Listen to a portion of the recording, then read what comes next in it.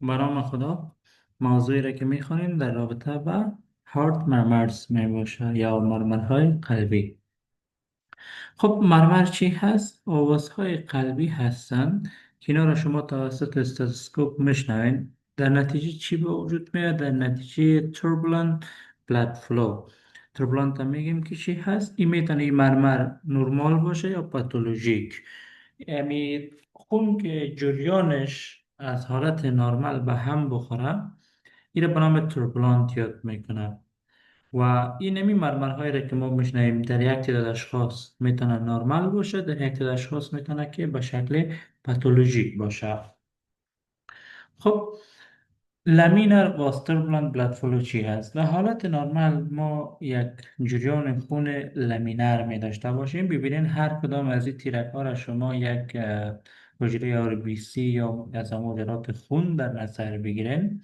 ببینید به شکل منظم، به شکل خطی اینا جریان پیدا میکنن. هیچ کدام مانعی در مقابلشان نیست و می خاطر کدام صدای را تولید نمیکنن.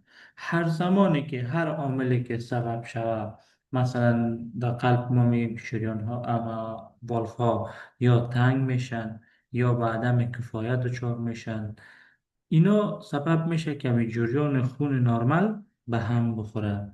وقتی که توربولانت میشه باز صدا را تولید میکنه که بازی را ما توسط استاتوسکوپ میشنیم. شما اینجا میبینید که حجرات همون جریان لامینر خودان از دست دادن، یکیش با دیگهش و مثال تصادم میکنه و اینمی یک صدا را تولید میکنه.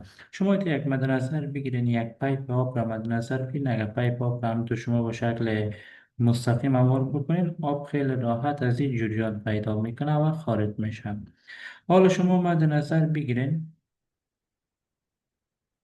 همین پای را شما تو به شکل قاط شده قرار میدین. حالا آبی که همین آب را که شما وقت آزاد میکنین میه به این دیوارها اصابت میکنه، یکیش با دیگهش اصابت میکنه. جریان آب را شما از اون پایپ هم میشنوین. عین شکل در همین مرمرها هم میباشه. هر زمانی که جریان خون که به شکل خطی یا لامینر میباشه به هم بخوره، باز میتونه که صدا را تولید بکنه که صدا را ما توسط استاتوسکوپ میشنویم. خب مرمرها از لحاظ گریدینگ یا درجه به 6 درجه تقسیم میشه که درجه اولشو می باشه که ما وقتی استاتوسکوپ را میگذاریم باید خیلی با دقت بشنویم که بتونیم و مرمر را ما بشناسیم یا بشنویم. در گرید دومی است که وقتی ما میزاسکوپ را میگذاریم خیلی براحتی میتونیم که مرمر را بشنویم، یعنی مرمر آدیبل می باشه، قابل شنوایی می باشه. در گرید سوم که می باشه مریض مرمرش خیلی بلند می باشه ولی ترل نداره. ترل چی هست دکتر سیبا؟ مرمر وقتی که خیلی شدید میشه، وقتی که شما کف دست را بالای همون ساحه‌ای که مرمر قرار داره بگذارین، شما حس میکنین، لمس میکنین که مرمر وجود داره. در گرید چهارم ببینید در سایبان مرمر بلند می باشه با ترل می باشه، یک موج را شما حس میکنین وقتی کف دستتان را در همون ساحه بگذارین. پس هر زمانی که یک مرمر ترل می داشته باشه، به این معنی است که او گرید 4 هست یا بالاتر می باشه. در گرید 5 که می باشه، شما وقتی که استاتوسکوپ را میخواین بگذارین که حتی درست تچ هم نکرده باشه، تچ کرده باشه بیرلی تچینگ، یعنی بسیار کم تچ کرده باشه، حتی در اون وقت میتونین مرمر را بشنوین. و در گرید ششم که هیچ تچ هم نکرده باشه مرمر، امی استاتوسکوپ مرمر را شما میشنوین. این 6 گرید می باشد. در سوال باز برای شما مثلا میگه که گرید 2/6 یعنی گرید دوم از گرید ششم هست، یا گرید 5/6 که حالت شدید می باشه. باز زیر معمولا به 3 کاتگوری اینا رو تقسیم میکنن: مایلد، مودریت و سویر. گرید یک که دو را به نام مایلد یا خفیف یاد میکنن، گرید 3 و 4 را به نام مودریت یاد میکنن یا متوسط، و گرید 5 و 6 و گرید سویر هم یاد میکنه یا شدید، که ایره شما باش آشنایی داشته باشه. خب مرمرها میتونه که یا در زمان دیاستول باشه یا در زمان سیستول باشه. شما میفهمین که سیستول وقتی که صورت میگیره دسامهای مایترال و ترایکسپید بسته میشه. در نتیجه بسته شدن دسام مایترال و ترایکسپید آواز قلبی که تولید میشه اسوان می باشه یا صدای اول قلب می باشه. بعدا وقتی که سیستول تمام میشه باید دسام های آورتا و پولمونری باید بسته شود. اگر سیستول که تمام میشه یعنی در آغاز دیاستول آورتا و پولمونری بسته شود. آورتا و پولمونری که بسته میشه آواز قلبی که با وجود میاد به نام استو یاد میکنه. این مسافه بین از اینا را سیستول یاد میکنه. اینا اگر مرمر در بین اس1 و اس2 به وجود آمد را به نام سیستولیک مرمر یاد میکنم. از زمانی که های آورتا و پولمونری بسته میشه، یعنی زمانی که شما صدای دوم قلب را میشنید تا که دوباره صدای اسمن تولید میشه را به نام دیاستول یاد میکنه. از زمانی که های مایترال و تریکسپید بسته میشن این را به نام دیاستول یاد میکنه. اینا اگر شما یک مرمر را بین اس2 و اس1 میشنوید این را به نام دیاستولیک مرمر یاد میکنه. پس اینجا نشنا میکنیم که اس1 در نتیجه بسته شدن دسام مایترال والف و تریکسپید والف با وجود میاد. اس2 که از در نتیجه بسته شدن دسام آورتیک والف و پولمونری والف با وجود میاد. اگر بعد از صدای اس1 میشنوین سیستولیک، بعد از صدای اس2 میشنوین دیاستولیک. خب مرمرها میتونه یکی از اینی اوصاف را داشته باشه، یا میتونه هولو سیستولیک باشه یا پن سیستولیک. هولو و پن معنایش به معنای تمام می باشه. به این معنا که در تمام دوران سیستول شما این را میشنوین. از آغاز تا انجام سیستول شما این صدا را میشنوین. دیگه مرمر میتونه کرسندو باشه. کرسندو به این معنا ببینید شدتش کم است، آهسته آهسته زیاد میشه. دیکرسندو یعنی کاهش یابنده، اول شدید می باشه باز اما شدتش کم شده می رود، صدایش بخش شده می رود.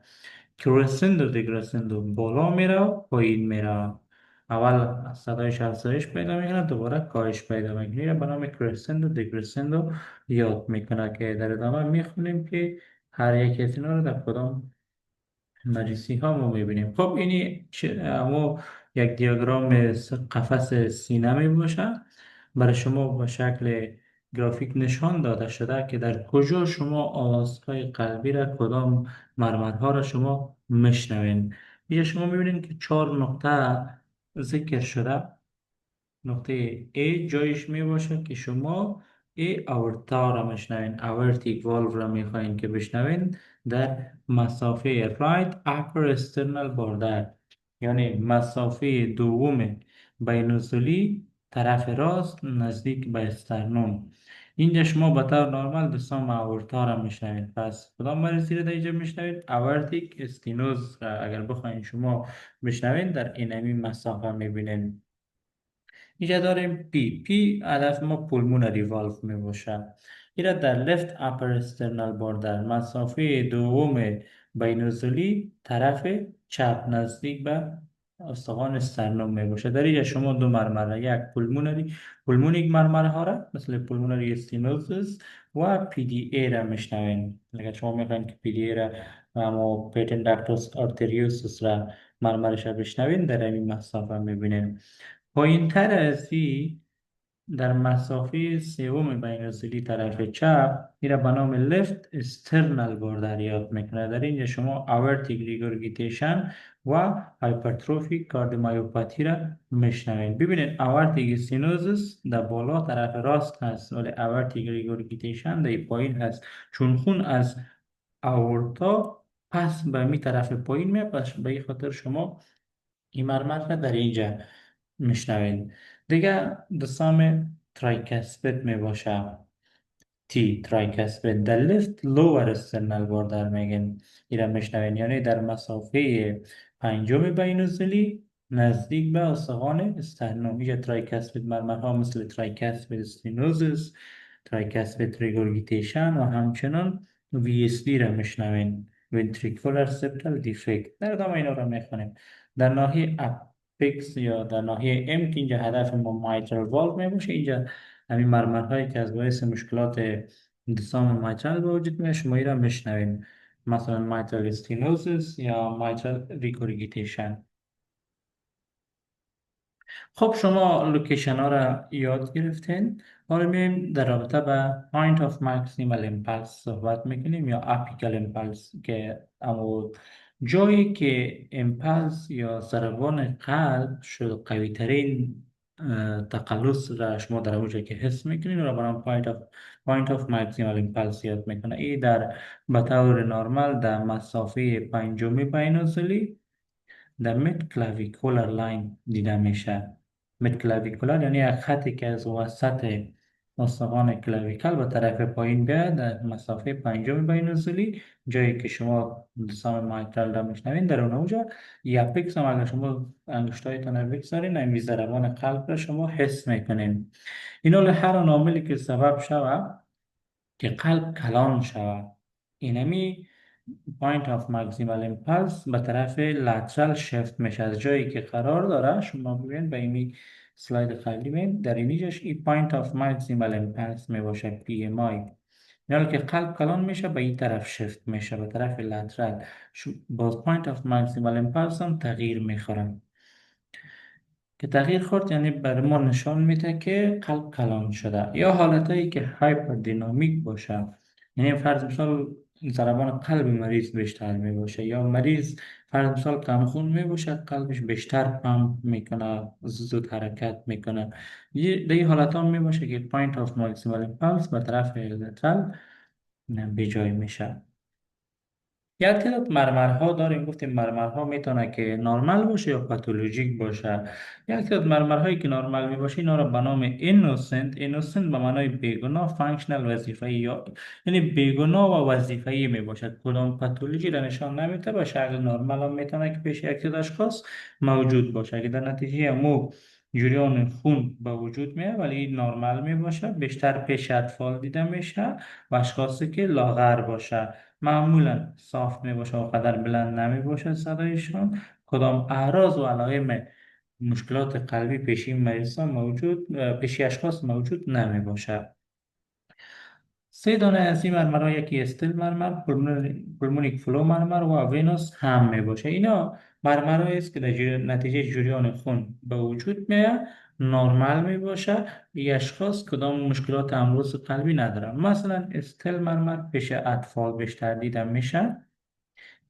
این به خاطر به وجود میاد که وقتی خون وارد ventricle میشه، امی کوردا تندینیا ها یک لرزه میکنه. اون در نتیجه اونمو یک صدای را شما میشنوید که رو به نام استل مرمریت میگن. دیگه طفل هیچ مشکل نداره، لاز نشون نمو نرمال میباشه، مشکلات قلبی نداره، فقط این مرمر شما میشنوید.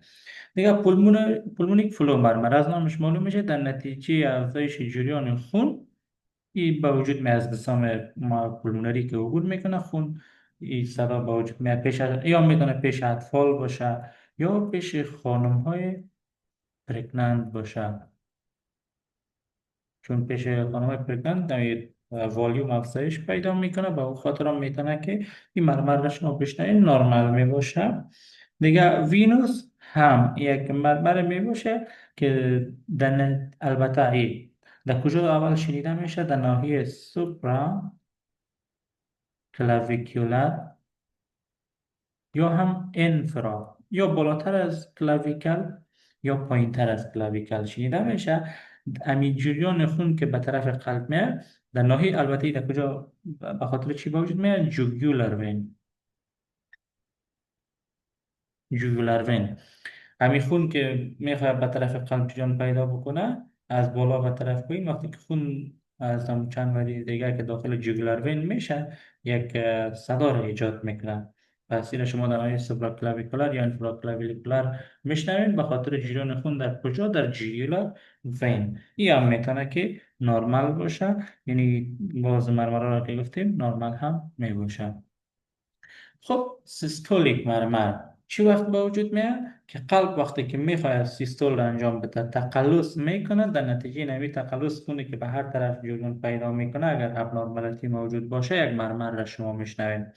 پس این را به نام سیستولیک مرمر یاد میکنه. زمانی است که قلب کانترکت یا اسکویز میکنه بین صدای S1 و S2 میشنوید دکتر سایبایی را شما. و کدام مرمرها دکتر سایبال شما چی بفهمید که aortic stenosis یک سیستولیک است یا دیاستولیکی، خیلی راحت شما باید تحلیل بکنیم.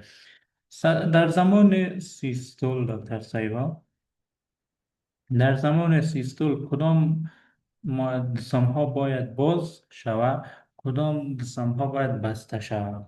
در زمان سیستول دسم هایی که باید بسته شود کدام می باشد؟ mitral valve و tricuspid valve. این دو دانه باید کلوز شود. و در زمان سیستول کدام دستان ها باید باز شود؟ طبعا باید خون خارج شود از قلب. یکی اورتیک والو باز شود و دیگر پولمونری والو باز شود. این حاله دست اینمی جریان خون در هر طرفی که به مشکل خورد مرمر به وجود میاد. دستان مایتل اگر درست بسته شده نتانست یک مرمر را به وجود میاره و دسامهای آورتیک و پولمونری که باید باز شوند اگر درست باز شده نتانستن مرمر را به وجود میاره. ای که درست بسته نمیشه به نام ریگورگیتیشن یاد میکنه، یعنی عدم کفایت، درست بسته نمیشه. اویی که درست باز نمیشه را به نام استینوزس یاد میکنه. با در نظر داشت این نمیگم دیگه شما میفهمین آورتیک استینوزس یک سیستولیک مرمر میباشه. ببینید استینوزس این اولی رو نشته میکنیم اوپن، اینا باید اوپن شود ای والف ها. اگر درست باز نمیشه استینوز. استینوز به معنای تضیق را میگه، یعنی تنگ شده. دوستان باید فرض مثال میگیم 4 سانتی متر باید باز شود، 4 سانتی متر مربع، اما 1 سانتی متر مربع باز میشه یعنی تنگ شده. وقتی که از یک جای تنگ خون عبور میکنه مرمر صدا شما میشه، چون امرو لامینر بلاد فلو را خراب میکنه، یک توربولنت بلاد فلو به وجود میاد. ریگورگیتیشن عدم کفایه هست، باید بسته شود اما نمیتونه بسته شود، باز میمونه. خون به جایی که خون نباید از زمان سیستول به طرف لفت اتریوم یا رایت اتریوم بروه، باید دستان بسته باشه که خون نره. ولی اگر اجازه داد که خون به طرف رایت اتریوم یا لفت اتریوم رفت او را ریگورگیتیشن یاد میکنه. مایترال ریگورگیتیشن یک مرمر سیستولیک می باشد. پولمونیک استینوز عینا مثل آورتیک استینوز یا ترایکاسپید ریگورگیتیشن عینا مثل مایترال ریگورگیتیشن یک سیستولیک مرمر می باشد. دیگه هایپرتروفیک کاردیومایوپاتی سیروم میخوانیم و ونتریکولار سپتال دیفکت. ونتریکولار سپتال دیفکت چی از درسای بگی اگر قلب مد نظر بگیرید اینی قسمت ونتریکولار سیمتوم یک سوراخ موجود می باشه، خون از لفت اتریوم میاد به طرف لفت ونتریکل به طرف رایت ونتریکل میاد. خب زمانی که قلب میخواد تقلص کنه فشار در لفت ونتریکل خیلی بلند میره. این خون کجا روان میکنه؟ از لفت ونتریکل به طرف رایت ونتریکل، از یک رای اپ نورمال روانش میکنه. یک مرمر را میشنوید به نام VSD. مرمر VSD در زمان سیستول صورت میگیره، در زمان دیاستول صورت نمیره، چون در این زمان فشار در لفت ونتریکل بلند میره، خون به طرف رایت ونتریکل پاش میکنه. دیاستولیک مرمر هم عین شکل دیگه. اینا رو شما میفهمید در زمان دیاستول امی والف هایی که باز و بسته میشه. این میره که شما یاد بگیرین دیگه خیلی راحت شما میفهمید که کدام مرمرها سیستولیک هست کدام مرمرها دیاستولیک. در زمان دیاستول باید به طور نرمال کدام والف ها کلوز شود، کلوز والف ها بعد اورتیک والف و پولمونری والف بسته شود دیگه که قلب خون بگیره. برخلاف مایترال و ترایکاسپید والف باید اوپن شوند که به طرف رایت ونتریکل و لفت ونتریکل خون بیاید. خب اینا اگر درست باز شده نتونست یا درست بسته شده نتونست این دیگه مرمر را به وجود میاره. خب دیاستولی که از نامش معلوم میشه زمانی که قلب ریلکس میشه خون میگیره مرمر به وجود میاد، با این S2 و S1 این مرمرها به وجود میاد دیگه. آورتیک ریگورگیتیشن که درست آورتایی که باید بسته میشد بسته شده نتونست، ریگورگیتیشن می از اورتا به طرف لفندریکال خون می مایترال استینوزس که باید باز میشد اما تنگ شده، یک مرمر را به وجود میره. پولمونری ریگورگیتیشن، پولمونری که باید بسته میشد بسته شده نتونست، خون آمد، این میتونه که یک مرمر را به وجود بیاره. و ترایکسپید استینوزس، ترایکسپیدی که باید باز شود نمیتونه، تنگ شده، اینمی یک مرمر را به وجود میاره. خب حالا در رابطه با مرمرها میخونیم دکتر صاحب، اینجا یک آدیویی می باشه که باید ما پلی کنیم، متاسفانه چون سلاید اسپلی نمیشه.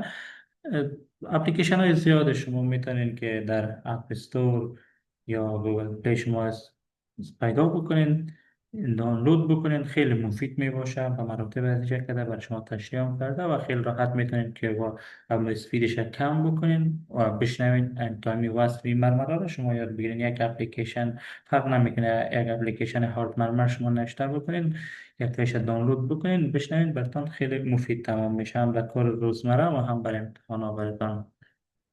خب آورتیک استینوز، آورتیک استینوز اول از نامش معلوم میشه که باید دسان تنگ شده.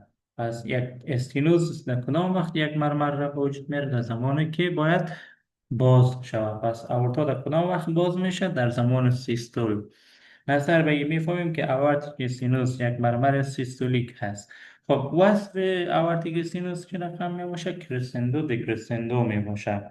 اول آهسته آهسته شدتش بیشتر میشه، باز به طرف پایین میانست اما صداش کمتر شده میره. این رو به نام اجکشن مرمر هم یاد میکنه، به خاطر که خون خارج میکنه. پس وصف آورتیک استینوز چی هست؟ کرسندو دکرسندو. خب آورتیک استینوز میدانه که در حالتهای شدید اعتداد وصفهای دیگر داشته باشه. یک لیت پیکینگ مرمر می داشته باشه، چون امید سام اورتا این ساحه تنگ شده، حال خون آیسته آیسته کم کم خارج میشه، بنان اونمو هرچی که تنگیش بیشتر می باشه خون دیرتر خارج میشه، اما تو دیرتر به اوج خود میرسه. دیگه soft and quiet استو می باشه. شما ببینید، فرض مثال برای شما یک مثال میتیم. اول صدای استو در نتیجه بسته شدن اتصام اورتا و پولمونری که کلوز میشن، صدای استو به وجود میاد. شما چون رسام آورتا معمولا سه دانه کست می داشته باشه، شما فرض کنید دو تایش باشه مد نظر میگیریم، دو تا کست داشته باشه. شما امی دستهایتان، هر دو دستتان هرچی دورتر باشه وقتی کی را به یکی دیگه میزنین صدای بلندتر تولید میکنه. اگر اینا 1 سانتی متر فاصله داشته باشه، شما که هرچی با قوت میره میخواین دستایتان به یکی دیگه بخواین کف بزنین، صدایش بلند نمیشه. به همین شکل اگر اینمی دستانهای مایترال اینا قدر اورتا این قدر فاصله نرمال از خود داشته باشن، وقتی که یا یکی به دیگر میخورن صدای استو را تولید میکنن بلند. اگر اینا به این اندازه نزدیک به یکدیگر قرار داشته باشد، تنگ شده باشن، آلیا که هرچی با شدت هم به یکدیگر میخورن صدا تولید نمیشه. صدای استو در حالتهای شدید آورتیک استینوزیس سافت یا کوایت میشه، یعنی به مشکل شما اینا میشنوید.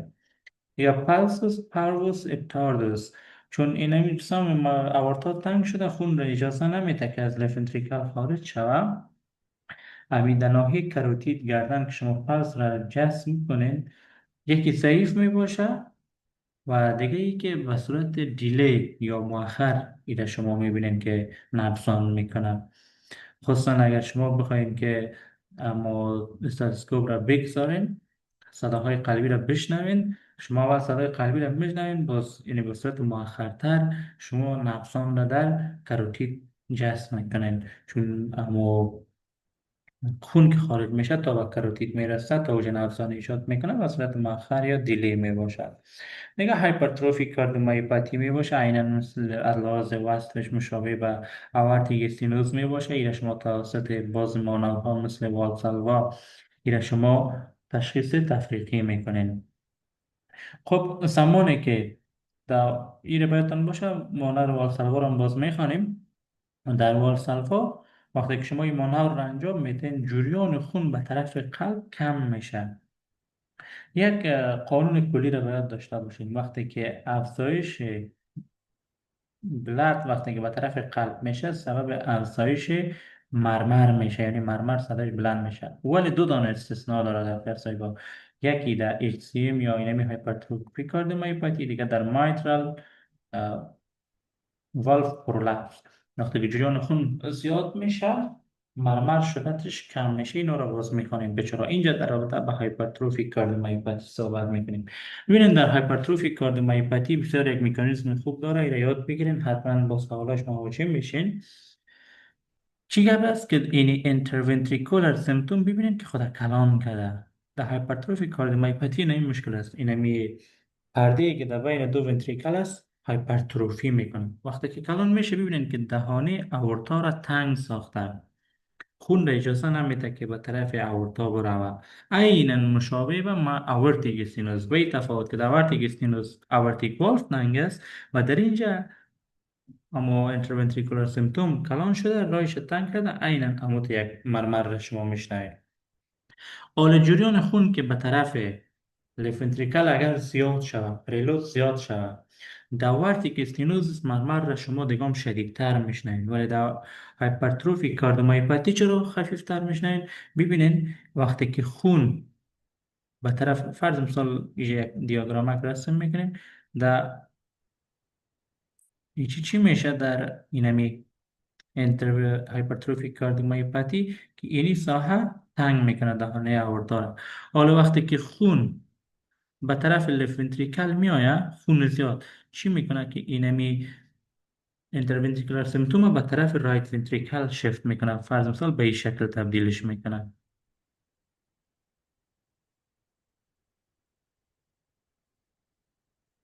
ببینید که خون آمد ایره به این طرف پوش کرد، به طرف رایت ونتریکل تلیش میکنه. وقتی که تیله میکنه می ده رای اورتا را باز میکنه. رای اورتا که باز شد، خون خوبتر خارج میشه، بنان مرمر کاهش پیدا میکنه. به همین خاطر است که در هایپرتروفی کاردیومایوپاتی وقتی که مانور و والسلوا شما انجام میتین، مرمر شدتش کم میشه. اگر می مانور را در آورتیک استینوس انجام بدین، شدت مرمر افزایش پیدا میکنه. این باریکی خیلی مهم است، حتما به خاطرتان باشه. آورتیک ریگورگیتیشن یکی هست، از نامش معلوم میشه دیگه، شما میفهمین یک دیاستولیک مرمر میباشه و وقتش هم دیکرسندو میباشه. اول شدت زیاد است، باز کاهش پیدا میکنه. در اول جریان خون زیاد میباشه، باز کم میشه و مخالف صدا اول بلند است، باز کاهش پیدا میکنه. مثل جریان هوا میباشه، امید شمال که یک صدا تولید میکنه، اما تو بلوینگ. مایترال ریگورگیتیشن از نامش معلوم میشه یک باید مرمری باشه که سیستولیک باشه، در زمان سیستول به وجود بیاید. مایترال ریگورگیتیشن مایترال ریگورگیتیشن همراه با ترایکاسپید ریگورگیتیشن و VSD ventricular septal defect، اینا مرمرهایی هستند که هولو سیستولیک می باشند، یعنی در تمام دوران سیستول اینا موجود می باشند. همین سیستول که شروع میشه تا ختم میشه شما این مرمر را میشنوید. این را به نام هولوسیستولیک مرمر یاد میکنه. بیشتر در ناحیه اپیکس شنیده میشه، در ناحیه مسافه پنجم بین نزولی در مید کلاویکولار لاین، این را شما میشنوید. مایترال استینوزیس از نامش معلوم میشه یک دیاستولیک مرمر می باشه، رامبلینگ مرمر. یک پوینتی که در رابطه با مایترال استینوز خیلی مهم هست، اول یک صدای دیگر را میشنوید به نام اوپنینگ سنپ. امی دسام های مایترال باید فرض اینی دو دانه کسبش باشه، این اندازه نرمالش باشه. وقتی که این میان باید بینیم، فرض مثال را میگیم که 3 سانتی متر مربع یا باید باز شوند. وقتی که دستان مایترال میآید به اندازه 1 سانتی متر باز میشه، دیگه باز شده نمیتونه یا دفعتا استاد میشن. فرض مثال یک چیزی که در حال حرکت باشه و با سرعت در حال حرکت باشه، دفعتا متوقف شه و یک جتکه میخورن. که اینمی جتکه خوردن دسام های مایترال یک صدا را تولید میکنه که این به نام اوپنینگ سنپ یاد میکنه. که در زمان چون تقریبا دسام یک مرمر دیاستولیک می باشد، در زمان دیاستول میشنوین، بعد از صدای استو اول یک صدا کلیک را میشنوین، اوپنینگ سنپ. چون یعنی اوپنینگ سنپ، یعنی در نتیجه باز شدنش که دفعتا استارت میشه یک صدا به وجود میاد. بود از اون مرمر را میشنوین. خیلی مهم است در سوالا بر شما هم تو یک واسطه میگه که اول یک کلیک شنیده میشه، بعدا یک دیاستولیک رامبل شنیده میشه یا یک مرمر شنیده میشه که خیلی مهم می باشه بر شما در تشخیصش. پوینت دیگه ای که خیلی مهم هست، حتما شما را یاد داشته باشین که با سوالا حتما بهش مواجه میشین، که یکی خو نول لفت ساید استری وقت مرزایی که مایتل استینوز باشه، صدای سوم و چهارم قلب که باز بعدن خود خواندیم پیشون موجود نمی باشه. دیگه ای که تایم تو اوپنینگ سنپ این خیلی مهم هست و درسته و حتما ایره و خاطر داشته باشین. اینمی زمانی که صدای اسدو می باشه تا به فاصله زمانی که اوپنینگ سنپ را شما میشنوین، این برای ما وخامت مایتال استینوز را نشان میده. این را حتما باید داشته باشین. این سوال میشه هستم هر چقدر که اسدو، ببینید مسافهش کم نشته کردیم، با اوپنینگ سنپ نزدیک باشه وخامتش بیشتر هست نسبت به اوی که از یکی دیگه فاصله داشته باشه. به چی معنا داره؟ سبیل خوب راحت تحلیل بکنین. اینی قدر باید 3 سانتی متر به طور مثال این دستان های مایترال باز شوند. وقتی که 3 سانتی متر باز میشن طبعا زمان بیشتر آن میگیرن و مخاطر از اسدو دورتر می باشن. این حال اگر اپنه امی مایتلسینوس خیلی شدید باشه که ای بیای مجبور شوه که تا یعنی صفر تا به 1 سانتی متر ای باز میشه، از بیشتر نمیتونه. پس طبعا امی صورت که شنیدین ای دیگه زودتر اما 1 سانتیش که این باز میشه دیگه دفعتا شما اوپنینگ سنپ را میشنوین به همون خاطر ایره زودتر میشنوین. پس به این معناست که فاصله هرچی که بین شورت تایم تو اوپنینگ سنپ باشه، یعنی بین مسافه بین دو اوپنینگ سنپ هرچی که کمتر باشه به مو اندازه نشان میده که مایترال استینوزس شدید شده. در مایترال استینوز فشار لفاتریوم بلند میره، هرچی که بلند رفت زود مایترال والو را باز میکنه. خیلی زود شما بعد از این صدای دوم قلبی را میشنوید. خیلی مهم است حتما به خاطرتان باشه که این حتما با سوالش مواجه میشین. دیگه ترایکسپید و پولمونری دیزیز عین شکلی که شما در ما در دستان مایترال و آورتیک خواندیم عین شکل همی است، فقط در جاهای متفاوت شما را میشنوید. پولمونری سینوس و ریگورگیتیشن در لفت اپر استرنال بار در مسافه دوم اینترکوستال اسپیس شما میشنوین. و دیگه ترایکسپید و ترایکسپید سینوس و ریگورگیتیشن در لفت لور استرنال بار در مسافه چهارم بینوزیلی یا پنجم بینوزیلی را شما میشنوین. یک ساین داریم به نام کاروالو ساین.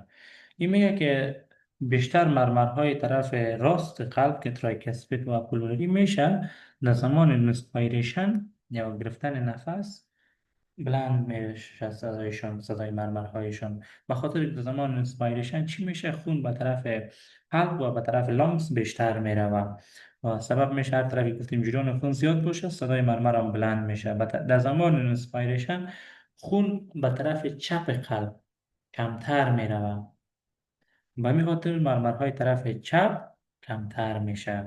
و یک نمونه که هست right sided سبب increase مرمر with inspiration، امی آی اولش با آی inspiration، و left sided ای با exhalation یا expiration خارج کردن نفس افزایش پیدا میکنه. یعنی نفس بگیرین مرمرهایی که در طرف راست باشه صدایش بلند شنیده میشه، اگر نفس خارج کنین در طرف چپ بلند شنیده میشه. VSD یا ventricular septal defect یک سوراخ بین interventricular سیمپتوم می باشه. سبب هولوسیستولیک مرمر مشابه به مایترال ریگورگیتیشن میشه. اگر ببینید در صاحب یان پوینت مهم می باشه، این همی سوراخ کوچک باشه خون به صورت بیشتر از او عبور میکنه.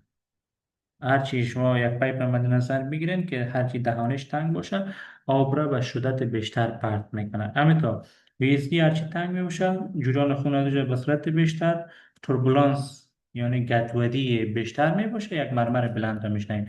اگر ویستی خیلی کلان باشه، فرض مثال اینی ساحه را شما مد نظر بگیرین، اینی مسافه بینش هم سوراخ باشه، هر چی که کلان باشه همین جریان خون هم به از طرف لفت ونتریکل و طرف رایت ونتریکل خیلی به سادگی بدون کدام ازدحام حرکت میکنه، شما صدا نمیشنید. پس این به چی معنی است؟ ویزلی اگر هرچی کلان باشه مرمر را شما خفیفتر میشنوید، هرچی تنگتر باشه مرمر را شما بلند میشنوید. ایران پوینت مهم هست، حتما به خاطرتان باشه. سه دانه عاملی که سبب هولوسیستولیک مرمر میشه. هولوسیستولیک یعنی از شروع سیستول تا آخر سیستول شما ایرا میشنوید. دمایتل ریگورگیتیشن، ترایکاسپید ریگورگیتیشن و وی اس دی شما ایرا میشنوید. دیگه مرمر داریم پیتن داکتوس آرتریوسوس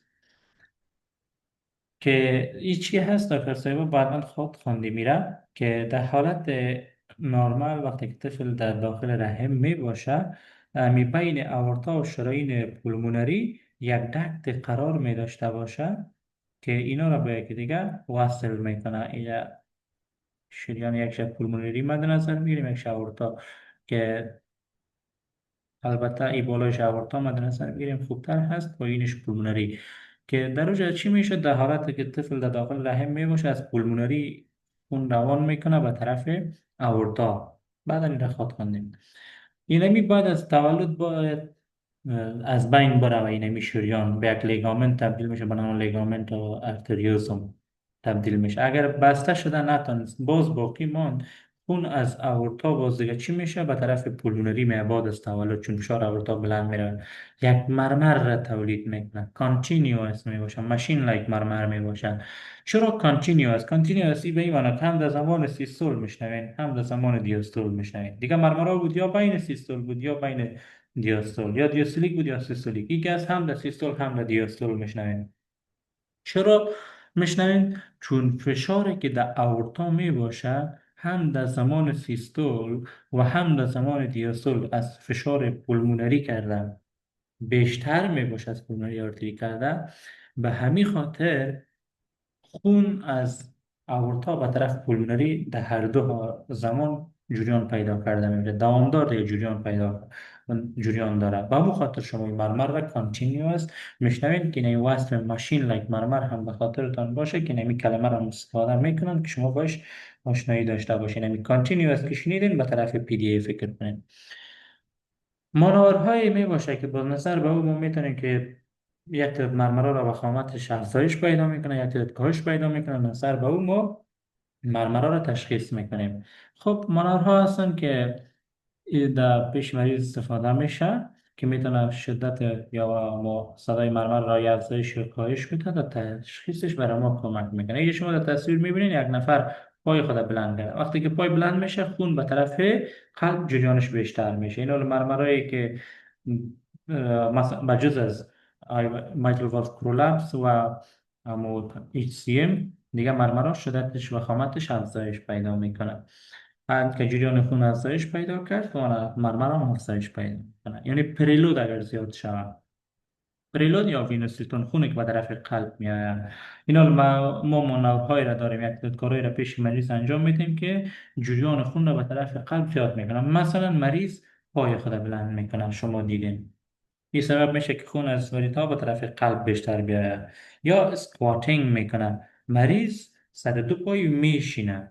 در این حالت هم که هست اینمی وینوس ریتون به طرف قلب بیشتر میشه، اسکواتینگ میکنه یا افترلود را افزایش میدن، خون داخل قلب بیشتر باقی میمونه و این سبب میشه که اونم وینوس ریتون زیاد شود و در اسکواتینگ هم خون به طرف قلب از پاها بیشتر میاد.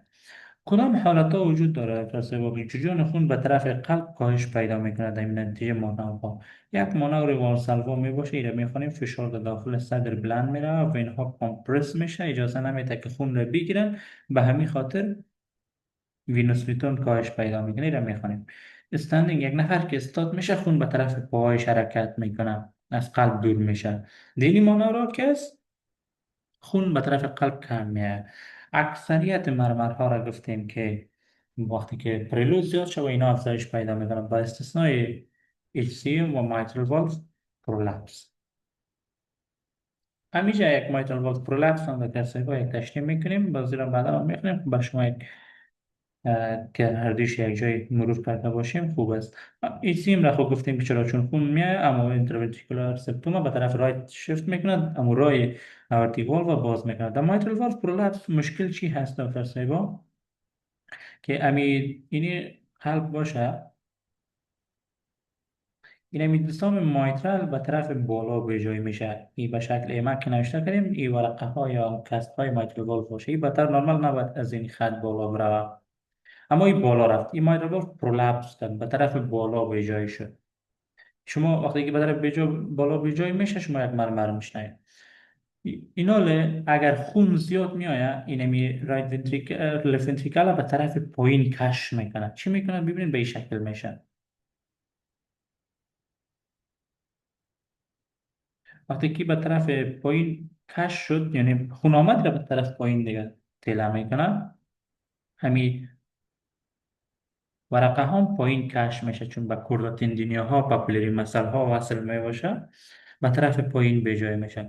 پایین که خون که زیاد آمد رفت به طرف پایین به جای میکنه کشش میکنه، یعنی تو قرار میشه که در حالت نرمال قرار میگیره. حالا دیگه باز مرمر کم میشه. به این خاطر جریان خون که در مایترال والف پرولپس و در HCM که زیاد میشه مرمرا شدتش کم میشه. خب والسلب و مانور چی است؟ مثلا شما یک کار میکنین فرض مثال در امی زور زدن در هنگام فعل تقاعد bears down as if moving balls، یعنی فرض کنین شما اما تو فعل تقاعد را انجام میتین زور میزنین فشار به صدر بالا میره و قسمت سینه. این دارای دو مرحله می باشه. مرحله اولش که در چند ثانیه اول فشار در داخل صدر بلند میره، بالای چون کلان ایجا فشار بالا میره بالای وریدها فشار میاد. بالای وریدها که فشار آمد تنگ میشن. اینا وینوس ریتون را به طرف قلب کم میکنن، ولی چون این فشار صدر بلند رفته بالای وریدها فشار آمده بالای رایت اتریوم هم فشار وارد میشه. رایت اتریوم پرشر بالا میره و رایت اتریوم پرشر که بالا بره و خون به طرف قلب دیگه آمدن نمیتونه. و همچنین بالای اورتا هم فشار وارد میکنه. فشار اورتا بالا میره چون کامپرسش میکنه. وقتی که فشار اورتا بالا رفت اگر یادتان باشه در نتیجه بارورسپتورها هارت ریت کم میشه چون و ایوی کاندکشن هم کم میشه چون عصب پاراسمپاتیک فعال میشه را قبلا خواندیم. در فیز دویش بعد از اینکه فیز یک تمام میشه پریلود کم میشه کاردیاک اوتپوت کم میشه. بعد باز به مکانیزم بارورسپتور هارت ریت بلند میره چون عصب سمپاتیک دوباره فعال میشه. خلاصه دکتر صاحب که برای شما گیج کننده نباشه اول سلوا مانور سبب میشه که پریلود را کاهش بده. پریلود کاهش پیدا کرد یک تعداد مرمرها کاهش پیدا میکنه. برخلاف وقتی که پریلود کم باشه کدام دو مرمر افزایش پیدا میکنه دکتر صاحب؟ اونم مایترال والف پرولپس و HCM. اونو حالتایی که جریان خون زیاد میکرد کاهش میداد اون مرمرها را. اونو حالتایی که جریان خون را کم بکنه باز افزایش میده. دیگه یک دو مانورها داریم. افترلود را افزایش بدیم. هند گریپ، مثلا شما دستایتان مشت میگیرین محکم مشت میگیرین در این حالت افترلود بیشتر میشه خون از قلب خارج شده نمیتونه. و این که شما توسط دواها افترلود را کاهش میدین. امایل نایتریت یک دوای وازودایلیتر میباشه که عورت ها را کلان میکنه که کلان کرد خون از قلب به راحتی خارج میشه. اینا هم بازده اینا مرمرها نقش دارن. خب در حالتی که افترلود را ما کاهش افزایش بدیم خب مرمرهایی که بکوارد والو دیساردر باشه به معنای چی که خون به طرف عقب یا برگشت میکند به شکل غیر نرمال. اینا ببینید در اورتا باید به طرف فارورد پیش بره از اورتا دیگه پیش بره اما از اورتا پس میره داخل ونتریکل. در مایترال لیگورگیتیشن باید خون به طرف لفت ونتریکل لفت اتریوم ببخشید نروه اما میروه در این حالت. در وی اس دی خون باید به طور نرمال در از لفنتریکال خارج شود. اینا افترلود که افزایش پیدا میکنه افزایش افترلود اجازه نمیده که ببینید افترلود که خون از قلب خارج شود سبب میشه که فشار در left ventricular pressure بلند میره. وقتی که فشار در left ventricle بلند رفت حالا شما ببینید وقتی که خون از قلب خارج شده نتونه خون دیگه دوباره از اورتا به طرف امی ونتریکل میاد این مرمر افزایش پیدا میکنه. حالا فشار در left ventricle بلند بره از left ventricle به طرف اورتا رفته نتونه به کجا میره؟ در mitral regurgitation به طرف left atrium میره. پس باید اما مرمر مایترال ریگورگیتیشن بلند برای وی اس دی بلند میره. فشار لفت ونتریکل که بلند برای به طرف لفت به طرف رایت ونتریکل خون بیشتر پشت تله یا پمپ میشه، این مرمرها بلند میره. پس آورتیک ریگورگیتیشن ام آر و وی اس دی در نتیجه افزایش افترلود بلند میره.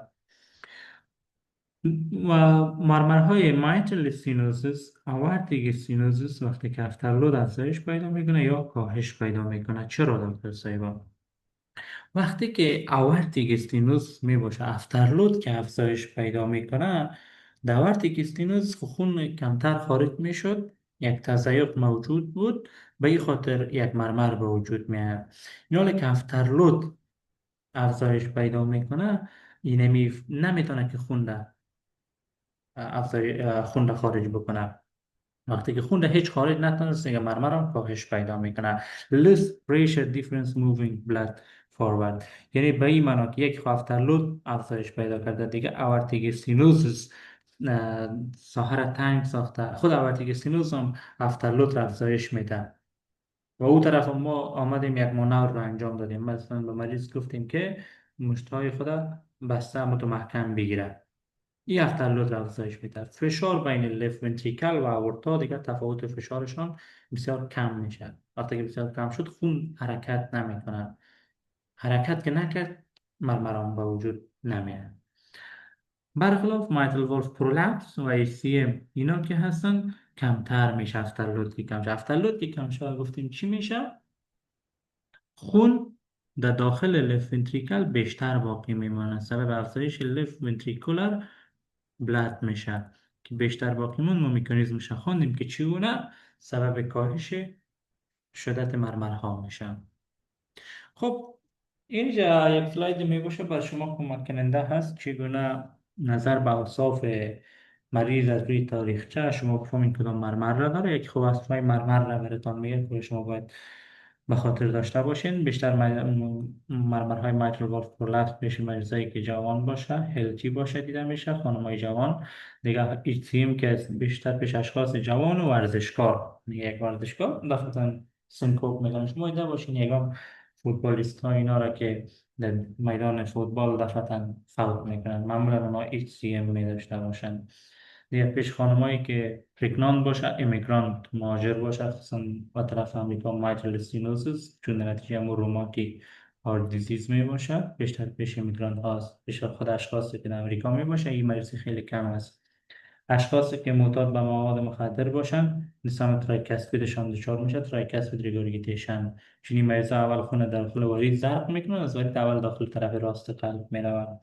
اشخاصی که تورنر سندروم داشته باشن یا کوارتیشن اورتا داشته باشن، پیش از اینا بایکاسپید آورتیک والف که اول استینوزیس و بعد هم ریگورگیتیشن پیشون به وجود میاد. مریضایی که مارفان سندروم داشته باشن، مایترال والف پرولپس به وجود میاد. اینی به صورت خلاصه این مرمرها را نشان میده در با آورتیک سینوز و HCM. یک سیستولیک مرمر کرسندو دیکرسندو را برای ما میده. امار و VSD پولوسیستولیک مرمر، آورتیک ریگورگیتیشن دیکرسندو مرمر را وصفش می باشه. مایترال استینوزس اول یک اوپنینگ سنپ را میشنوین، به ترتیبش یک مرمر را میشنوین. در زمان دیاستول پی دی را ببینید، هم زمان دیاستول هم زمان سیستول continuous machine like مرمر را برای ما میده.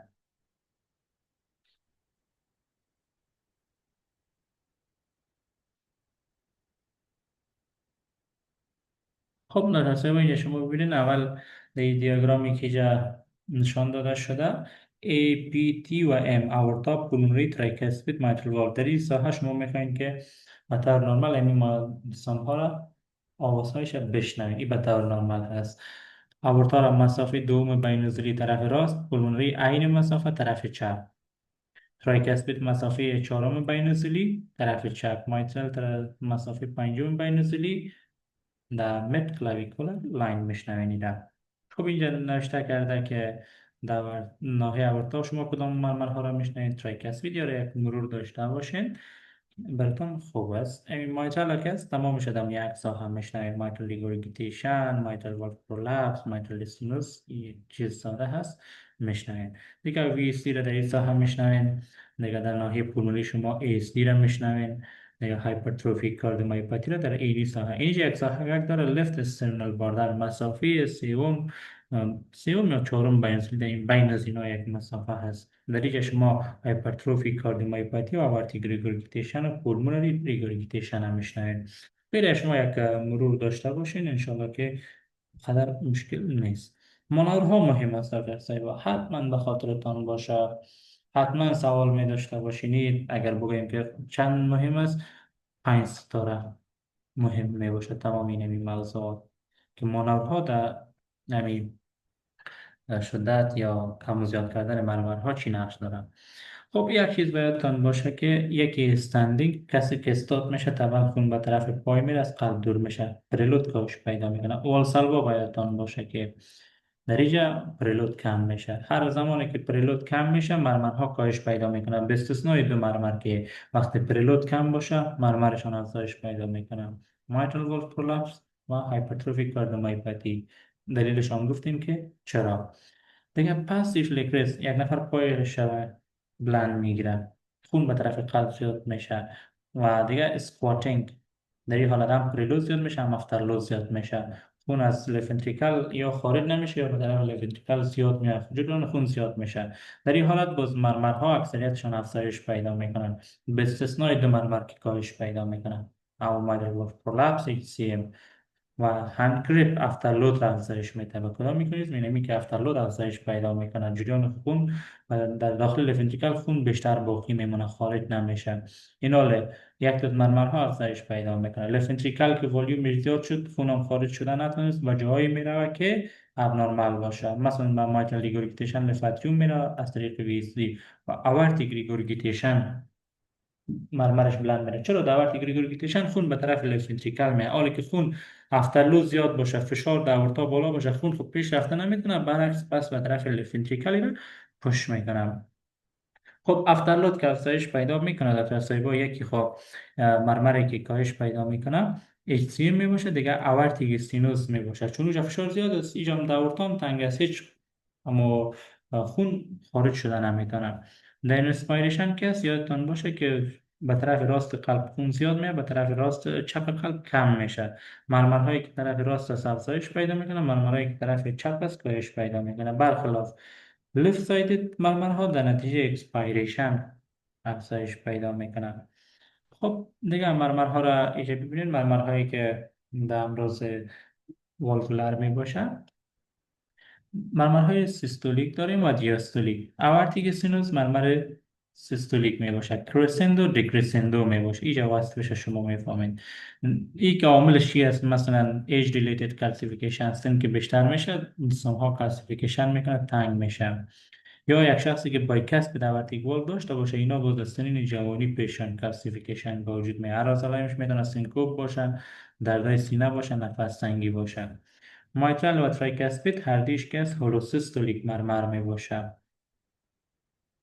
مایترال کس بیشتر به طرف ناحیه اکزیلا هم رادیشن میکنه یعنی شما در ناحیه زیر بغل هم میتونید که را بشنوین و ای که ما را در ساحه مایترال و در ساحه مایترال و تراکسپیت هم در ساحه تراکسپیت شما میشنوید یا عاملایش از شما یک مرور داشته باشه مایترال والف پرولپس را که در سلاید نخوندین دکتر سیبو اینا اول یک مرمر اول خب یک مرمر سیستولیک می باشد چون زمان سیستول هست که مایترال والف پرولپس میکنه میبینن اینجا که از اینمی وقتی که دستان بالا میره داخل لفت اتریوم میشه پرولپس میکنه میلرزه این یک صدای را تولید میکنه به نام مایترال سیستولیک کلیک با تعقیبش یک مرمر را شما میشنوین که قبل از صدای استو بلندترینش می باشه یعنی خیلی شدید می باشه پیش از صدای دوم این را به نام مایترال والف پرولپس یاد میکنه این میتونه در نتیجه حالتهای مثل که میکرد تندینه ها رپچر کرده باشه در نتیجه مای باشه در حالتهای امراض میکسوماتوز دیجنریشن مثل امراض کنکتیو تیشو دیزیز به وجود بیاد و پوینتی که مهم است مایترال والف پرولپس چون سم ابنورمال شده زمینه را به انفکتیو اندوکاردایتیس میتونه که مساعد بکنه اینمی مایترال والف ها که وقت داخل لفت اتریوم میشه اونا موجه که وقتی که استارت میشن به خاطر اونم یک تکان و لرزه که با وجود میاد یک صدای را که تولید میکنه به خاطر این اونم رو به نام سیستولیک کلیک یاد میکنه. یادتان باشه میس سیستولیک کلیک در مایتل والف پرولپس و اوپنینگ سنپ در مایتل استینوس دیده میشه. و تفاوت دیگه شون می است که مایتل والف پرولپس سیستولیک می باشه، مایتل استینوس دیاستولیک. VST یک پولوسیستولیک می باشه. یا مرمرهای دیاستولیک داریم که آورتیک ریگورکیتیشن می باشه، دیاستول از بعد از صدای دوم می باشه، دکرسندو مرمر می باشه. اینجا دیگه عواملش یاد کرده به شکل مخفف بیر، بایکاست آورتیک والف، اندوکاردایتس، آورتیک رود دایلیشن شوه یا روماتیک فیور. اینا تمامش میتونه که ایره به وجود بیاره. مرزایی که آورتیک ریگورگیتیشن می داشته باشه، بعدا امروز آورتیک ریگورگیتیشن اما اسلاید هم بیشتر خواد خواندیم. وایت پلس پریشر می داشته باشه، ایره باز خواد خواندیم. مایتل سینوس انامو اوپنینگ سلب. در اینجا چیز پوینتی که خیلی مهم می باشه است هر چی که اوپنینگ سلب با استو نزدیک باشه و خامت مریضی بیشتر می باشه. و پی دی ای که کانتینیو هست هم زمان 30 سال هم دیاستول می باشه و اسمشون ماشین لایک مرمر هست.